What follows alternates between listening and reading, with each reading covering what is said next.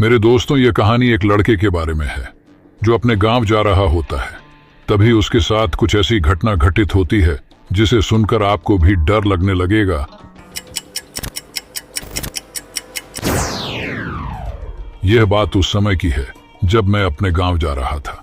मेरे गांव पहाड़ों के बीच में बसा है, घनी आबादी से अलग थलग। मेरे गांव में एक कच्ची सड़क है जिस पर केवल एक बस चलती है जो गांव से बाहर तक ले जाती है और लाती है। मैं अपनी नानी के घर गया हुआ था और वहीं से ही लौट कर आ रहा था। रात का समय था। बस ने मुझे गांव के बाहर उतारा था क्योंकि सड़क गांव से बाहर की ओर थी और मेरा घर गांव के काफी अंदर था। पर इससे मुझे कोई फर्क नहीं पड़ता क्योंकि पहले भी मैं बहुत बार ऐसे सफर कर चुका हूं। लेकिन इस बार मैं काफी देर रात गांव में पहुंचा था। मैंने अपना सामान उतारा और उसे उठाकर अपने घर की तरफ बढ़ा। उस समय रात के लगभग 12:30 बज रहे थे और जैसा कि आप जानते हो, गांव में लोग जल्दी ही सो जाया करते हैं, तो वैसा ही था। पूरा गांव सुनसान पड़ा था। ऐसा लग रहा था मानो मैं जैसे गांव नहीं कोई जंगल में आ गया हूं। मुझे अब थोड़ा डर लगने लगा। मैं बस भगवान से प्रार्थना कर रहा था कि जल्दी से घर पहुंच जाऊं, पर मेरा घर थोड़ा दूर था। लेकिन थोड़ी देर बाद रास्ते में मुझे मेरा दोस्त सोमधर मिला। उसने मुझे दूर से इशारा किया। मैं ये सोच रहा था कि इतनी रात में ये यहाँ क्या कर रहा है, पर खैर छोड़ो। मैं तो बड़ा खुश था कि कम से कम मुझे कोई साथी तो मिल गया। अब मेरा डर कम हो गया था क्योंकि इस सन्नाटे में चुप्पी तोड़ने के लिए कोई तो है मेरे साथ। उसने मेरे पास आके मेरा बैग उठाया और मेरे आगे आगे चलने लगा। चलते हुए मैंने एक बात पर गौर किया कि ये इतना चुप चुप क्यों है। ये जब से मुझे मिला है तब से कुछ नहीं बोला, क्योंकि मेरा दोस्त सोमधर तो बहुत ही बातूनी है और ये तो इतना शांत है।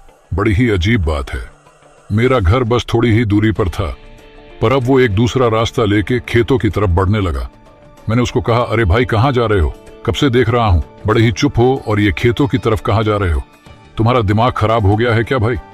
उसने मेरा हाथ पकड़ा और जबरदस्ती मुझे खेतों की तरफ ले जाने लगा। उसका हाथ बहुत ठंडा था। मुझे समझते हुए देर न हुई कि यह मेरा दोस्त नहीं है। वो मुझे पास ही के एक कुएं तक घसीटते हुए ले जा रहा था। मैं जोर जोर से चिल्लाने लगा।